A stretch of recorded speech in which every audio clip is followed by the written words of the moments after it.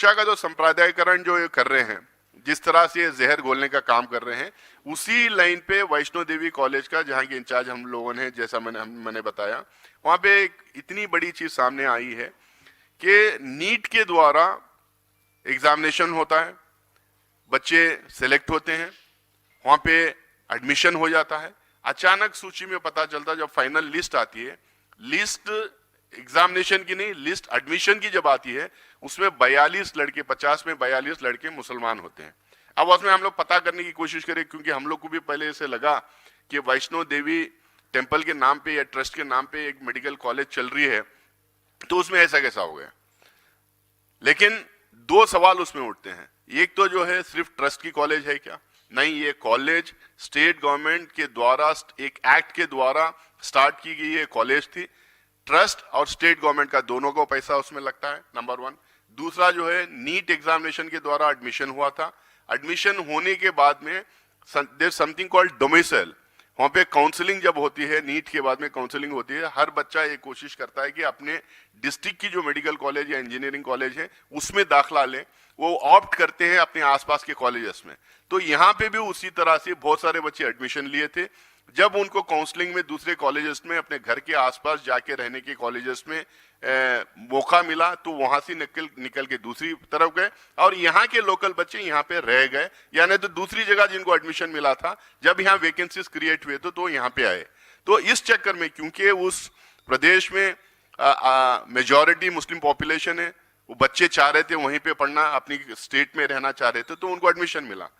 तो कुछ महीने पहले नेशनल मेडिकल काउंसिल ने जो परमिशन दिया था 50 बच्चों को एडमिशन करने का, यूनिवर्सिटी पुरानी है, एडमिशन का जो मालूम कुछ महीने दिया गया था।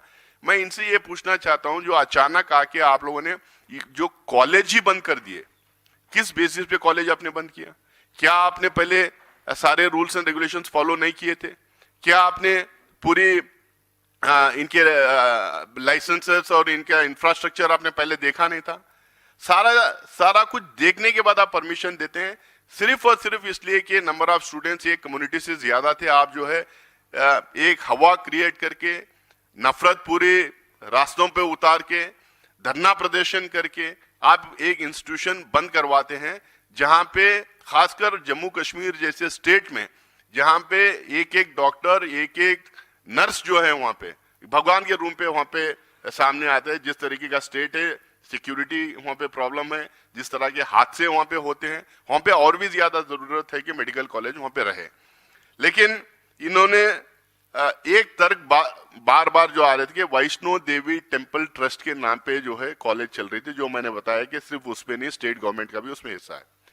मैं उनसे ये सवाल पूछना चाहता हूं, हिंदुस्तान भर में बहुत सारे ऐसे दरगाहें हैं, बहुत सारे मस्जिदें हैं, बहुत सारे ईदगाहें हैं, और बहुत सारे अंजुमन जो एसोसिएशन बोलते हैं वो हैं। इनके नाम पे बहुत सारे colleges, medical colleges, dental colleges, engineering colleges, pharmacy, management colleges, schools चल रहे हैं बहुत सारे हिंदुस्तान भर में।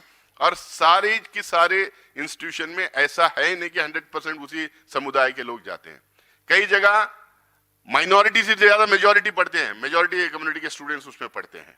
अब मैं KBN मेडिकल कॉलेज गुलबर्गा की बात करूंगा, अंजुमन कॉलेज हुबली की बात करूंगा, अलमीन कॉलेज बीजापुर की मैं बात करूंगा। ऐसे दुनिया भर में, हिंदुस्तान भर में जो है मुस्लिम और क्रिश्चियन कॉलेजेस में, स्कूल्स में एक ही उसी समुदाय के बच्चे थोड़ी पढ़ते हैं, अलग अलग समुदाय के लोग भी वहां पे पढ़ते हैं। अलग अलग समुदाय के लोग अपने बच्चों को वहां पे दाखिला करवाते हैं, क्योंकि फैसिलिटी उनके घर के पास है, उनके मोहल्ले में है, उनके एरिया के पास है, उनके गाँव में है।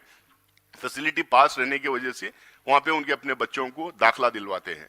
तो ये जिस तरीके से ये लगातार ये तो राहुल गांधी जी ने मुझे लगता है कि 6 जून 2024 में नीट में जो धांधली हो रही थी, और उसमें जो पेपर लीक्स हो रहे थे, जो उसमें सेलेक्टिव एडमिशंस हो रहे थे, जो ये आइडियोलॉजी को मानने वाले लोगों को पेपर लीक्स करके पेपर पहुंचाया जा रहा था, उनके बच्चों को दाखला दिलवाया जा रहा था, उसका आप देख रहे हैं कि वो एक तरीके का सांप्रदायिकरण था, ये एक तरीके का सांप्रदायिकरण है। मतलब मूल इनका मुद्दा ये है, किसी भी इस शिक्षा के क्षेत्र में, इस सेक्टर में जो है कंप्लीटली कम्युनलाइज करना इनका मकसद है।